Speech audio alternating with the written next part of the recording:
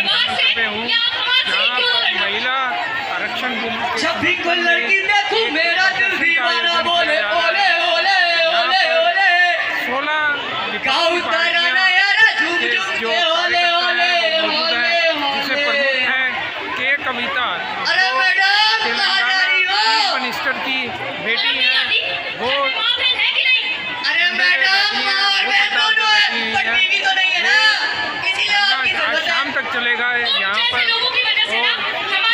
को कल ईडी ने समन किया और कल मैडम मैं भी तो ये समझा रहा हूँ, कॉलेज जाके क्या करेंगे के मामले में हर महिला को, हर बहन को, हर बेटी को, हर माता को। मैं 2 लड़के हैं, एक लड़की और एक डायमंड है, और मैं बच्चों से कहा करता था बहन जी की एक स्टोरी बनाइए।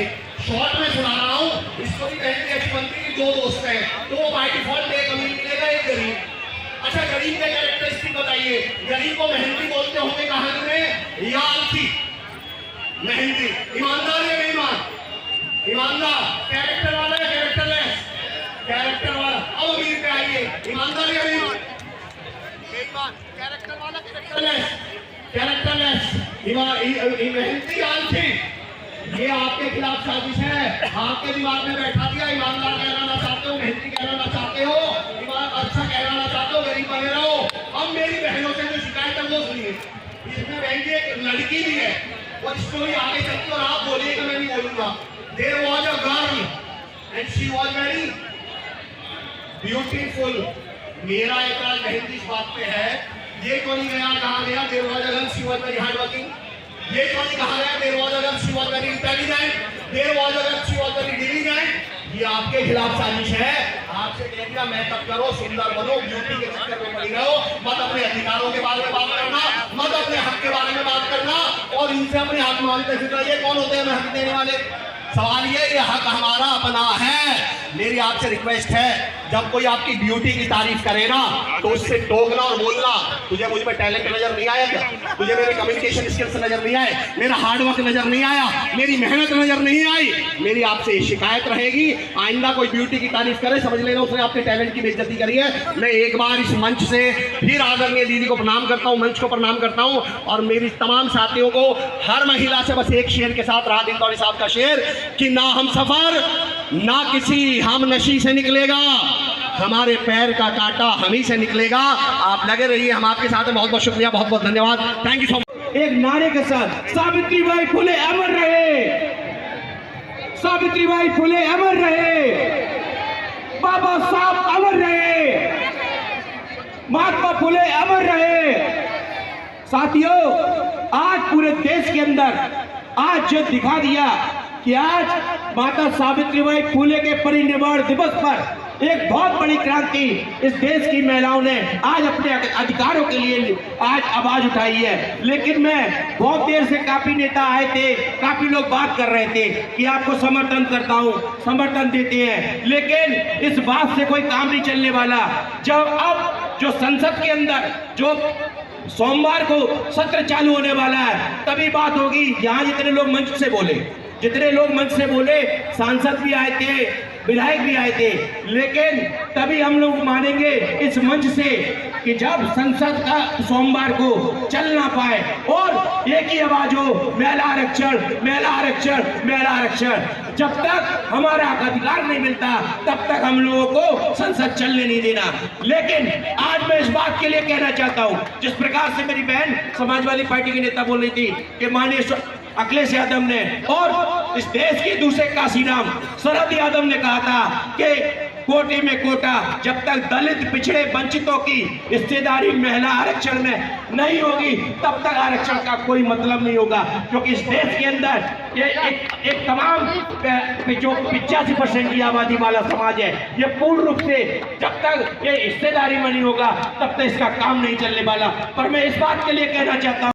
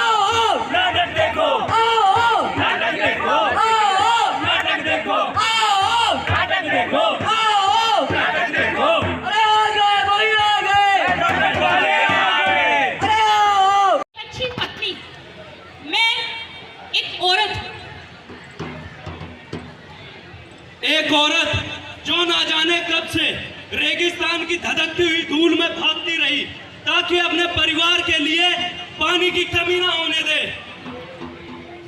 मैं सुदूर के उत्तर गांव से आई एक औरत हूँ जो न जाने कब से धान के खेतों और चाय के बगानों में अपनी हिम्मत से कहीं ज्यादा मेहनत करते हुए आई है। मैं एक औरत जो सुबह से शाम तक अपनी मरियल गाय के साथ खलियानों में अपने दर्द का बोझ उठा रही है। मैं एक औरत हूँ उन बंजारों में से जो पूरी दुनिया में भटकते रहते हैं। मैं एक औरत हूँ जो पहाड़ की गोदी में अपने बच्चे को जन्म देती है। मैं एक मजदूर औरत हूँ जो अपने हाथों से फैक्ट्री की बड़ी बड़ी मशीनों के चक्के घुमाती है और वो मशीनें हर रोज उसकी ताकत को आजमाती है। एक औरत जो अपना खून पसीना बहाती है ताकि व्यापारियों का मुनाफा हो सके। मैं वो औरत हूँ जिसके लिए तुम्हारी बेहुदा शब्दावली में एक शब्द भी ऐसा नहीं जो उसकी महत्वता का बयान कर सके।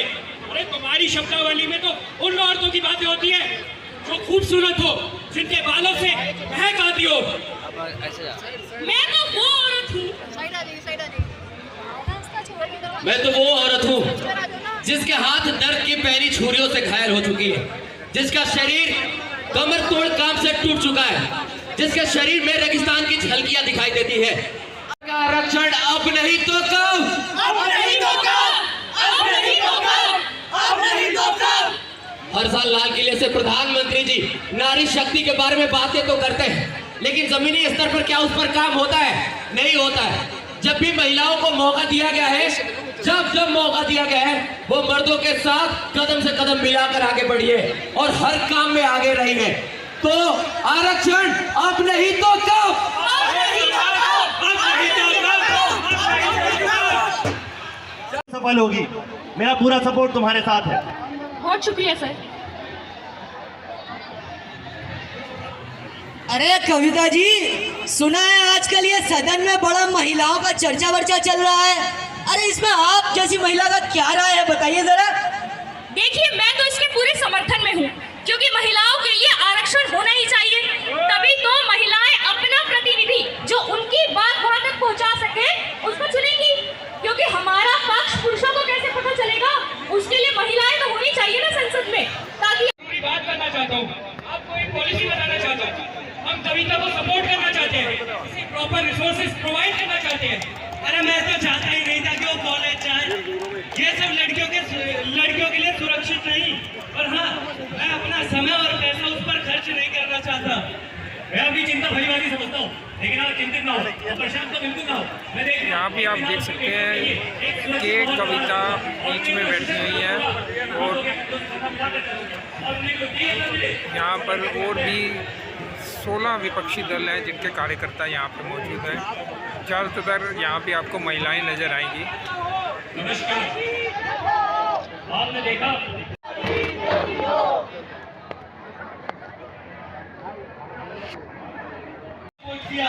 लेकिन बेटे मेरा नाम तो तुमने ही रोशन किया। कोई बात नहीं पापा, आज आपको समझ में आ जाएगा, बेटियां कभी भी बेटों से कम नहीं होती, बस इतना काफी है। बिल्कुल।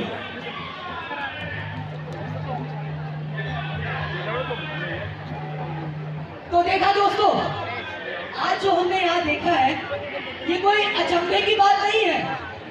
ये हमारे देश में हर एक बेटी और हर एक माँ बचपन से लेकर अपनी पूरी जिंदगी इसी प्रकार की लड़ाइयों से लड़ती हुई आती है। और अगर इन औरतों को हम बराबरी का औहदा दें, बराबरी की सुविधाएं दें, तो मेरा मानना है कि ये महिलाएं हम मर्दों से ऊपर ही जाएंगी। और कविता जी का ये सबर सिर्फ यही तक नहीं था, उन्होंने सदन में गई और पूरे देश की सेवा भी की। कविता, ईश्वर को साक्षी मानकर ये शपथ लेती हूँ कि मैं संविधान के प्रति पूरी ईमानदार और निष्ठावान रहूँ।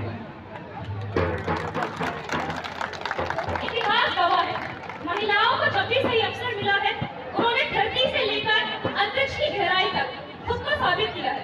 इसलिए अब हमको भी समझने की जरूरत है कि उनको हर क्षेत्र में बढ़ावा दे, वो खेल हो या राजनीति, उनको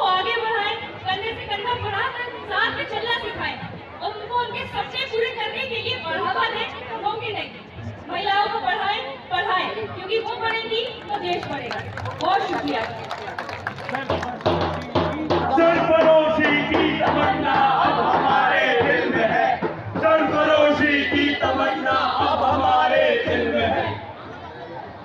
उतारो मुझे जिस भी मैदान में, सर्वश्रेष्ठ बनकर दिखाऊंगी।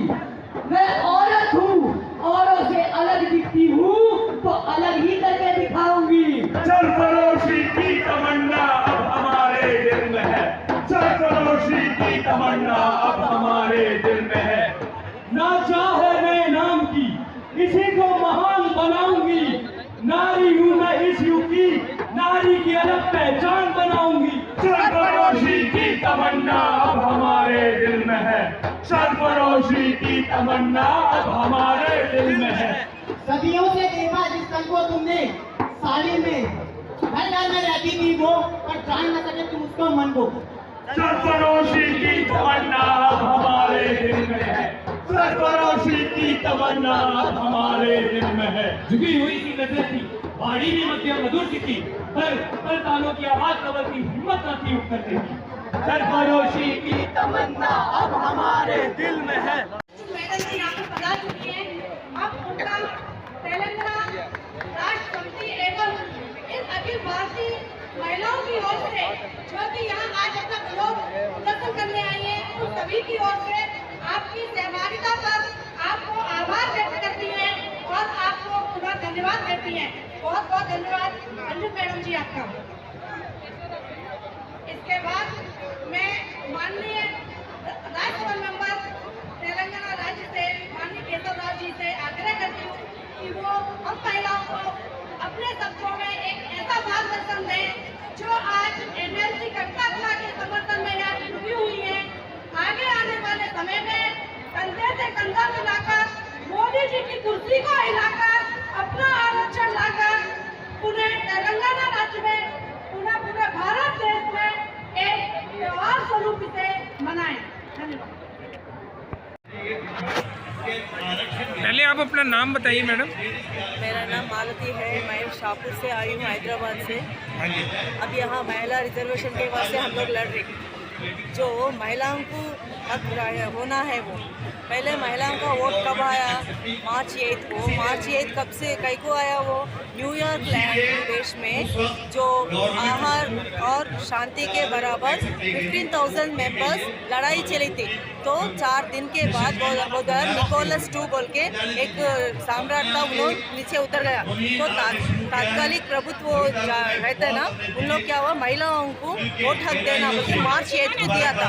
इसके वास्ते मार्च 8 को वुमेन्स डे कराते। तो वुमेन्स को कुछ प्रोटेक्शन रहना ना, वुमेन्स को अत्याचार ये सब निकल जाने का है। जो अत्याचार करते हैं उनको नडी रोड पे खत्म कर देने का है जब तो महिलाओं की रिजर्वेशन जरूरी है। और देश की चलाना भी महिलाएं चाहिए। घर को चलाए सो औरत देश कुछ भी चला सकती है। तो महिलाओं को प्रोटेक्शन करो, महिलाओं को हक दो, महिलाओं को रिजर्वेशन दो। राज्यसभा में तो बिल पास हो चुका है, लोकसभा में नहीं हुआ अभी तक। होना जरूरी है ना। अब ये कैसा है बोलते लाली मैडम बोली देखो लॉलीपॉप चुपते रहते मगर वो खत्म हो जाते मगर पास भी नहीं होता। लोग अभी खत्म ही हो जाते मगर वो पास नहीं होता। तो हम लोग बूढ़े हो जाते, हमारा बच्चों को भी तो हक दिलाना ना, तो कब चलना का वो पहले पास होने दो। तो राज्यसभा और लोकसभा में आरक्षण मिले महिलाओं को जरूरी, वो सबके अमल हो जाना। अमल हो गए तो हाँ आया आया निवाला आए तो हमारा सोचते संख्या है तो उनको दे देते नहीं देते तो वैसा रहता ये। धन्यवाद। अच्छी बात। अधिकार में आएगा तुरंत जो है महिला आरक्षण बिल को पास करवाएगा बोल के बोला है। आज के दिन में पूरा झूठा बात निकल गया। पिछले 9 साल से हम लोग भी 15th लोकसभा का बाद 16th लोकसभा में कविता जी भी था, वो भी बहुत दफा जो है ये वुमेन रिजर्वेशन के बिल के बारे में काफी दफा उठाया। और हम लोग भी 17th लोकसभा में काफी दफा जो है वुमेन रिजर्वेशन के बिल के बारे में उठाया। हम और हमारा केशवराव साहब ने लीडर्स का मीटिंग में भी उठाया है। इस सेशन में आप जरूर महिला रिजर्वेशन का बिल्कुल लाइए। जब जनाबा में 50% महिला लोग हैं, वो लोगों को रिजर्वेशन बहुत ही जरूरत है। वो लोग को न्याय होना चाहिए बोल के हम लोग काफी कुछ बोलने के बाद भी ये महिला रिजर्वेशन के बिल के बारे में सिर्फ बात करता है ये गवर्नमेंट, काम कुछ नहीं करता है। तो आप थोड़ा ज़रा बच के रहिए, क्योंकि ये शेरनी बहुत ख़तरनाक है। जब बैठे हैं तो हमारा हक लेके ही उठेंगे यहाँ से, और इंशाल्लाह ज़रूर लेकर उठेंगे। रही बात ईडी और सीबीआई की, ये जो आयोडेक्स का जो ऐड आता है ना, मुझे उस तरह से याद आता है कि ईडी यानी ओह और सीबीआई यानी कि हाँ आयोडेक्स लगाओ और पेन गायब कर दो। तो उस तरह से आयोडेक्स लगाओ कमर पे और पैर पे जहाँ भी दर्द है और गायब कर लो। तो मेरा हिसाब से ऊहू आहा सीआईडी और सीडी के लिए यही मेरे अल्फाज है, क्योंकि इससे आगे और कुछ है नहीं, बस बाम लगाओ और गायब कर लो अपना दर्द। और ये सब चीज़ें सकती है। शादी हो जाने के बाद उतने रिश्ते उसके बढ़ जाते हैं, सास ससुर ननन, वो फिर क्या क्या नहीं बनती है। तो वो इतने सारे रिश्ते जब निभा सकती है तो एक इलेक्शन उसके लिए बहुत मामूली सी बात है। वो इसको भी बहुत बेहतरीन तरीके से निभाएगी और आगे भी निभा रही है और आगे भी निभाते आएंगी। तो मेरी स्पेशली मोदी गवर्नमेंट से ये एक फिर से गुजारिश है कि आप ये बिल पास कीजिए और हम लेडीज़ को हमारा हक दीजिए। और बार बार मैं यही बात बोलूँगी, क्योंकि आज की बात ही ये है, आज हम भूख हड़ताल पे सुबह से यहाँ बैठे हुए हैं। मैडम के साथ यहाँ पर देश भर से लोग आए हुए हैं, ना सिर्फ तेलंगाना से बल्कि तमिलनाडु से, बॉम्बे से, दिल्ली, हर जगह से, हर स्टेट से बहुत सारे, ना सिर्फ लेडीज़, अगर आप नज़र बैठा के देखें तो काफ़ी सारे जेंट्स भी हमारे साथ हैं। आप लोग हमारे साथ हैं, आवाज़ दीजिए, आप लोग हमारे साथ हैं, आवाज़ दीजिए, आप लोग कविता मैडम के साथ हैं, आवाज़ दीजिए, आप लोग कविता मैडम के साथ हैं। दो हाथ उठाइए प्लीज।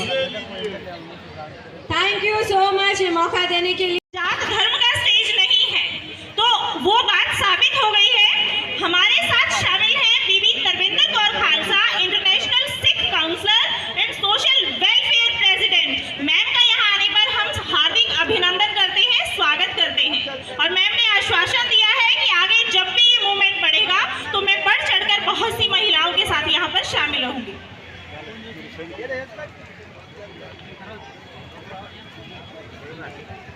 इज्जत माँ आली जनाबा मोहतरमा कविता जी साहबा और मेरे रहे नशीन पर बैठे हुए मेरे मिनिस्टर्स, एमएलए और मेरे भाइयों बहनों बुजुर्गों, सबकी खिदमत में मेरा पुरखुलूस अदब। मैं कविता जी के लिए एक शेर अर्ज करना चाहूँगी। मैं अकेली ही चली थी जानिबे मंजिल, मगर लोग आते गए कारवां बनता गया। आज देखिए मेरे कविता जी के लिए एक से इतना बड़ा कारवां, भारत देश का सारा कारवां यहाँ पर मौजूद है। और आप देखिए जब बच्ची पैदा होती है तो बच्चे के लिए केसीआर उसके बाद बच्ची जब स्कूल जाती है तो वहाँ पर हमारे मदरसे हैं। और जब को किचन तक वोट मांगने के जाने के लिए जाना पड़ता है तो दरवाजे से लेकर के वो बाहर से बाहर ही एक बाय करके भेज दिया जा सकता है। लेकिन एक औरत अगर साथ में होती है तो वो किचन तक कुछ भी मांगने के लिए, इनकी वोट मांगने के लिए उनको किचन तक भी लेके जा सकती है। औरत ही मर्द की जननी है। आज औरत को ही मर्द से अपने हक मांगने के लिए आज अनशन करना पड़ रहा है। ये हमारे लिए बहुत ही शर्मनाक बात है। सो मैं मैडम का कविता मैडम का बहुत शुक्रिया अदा करती हूँ। छोटे छोटे बहुत सारे प्रोग्राम हमने यहाँ करे हैं, दिल्ली में भी करे हैं,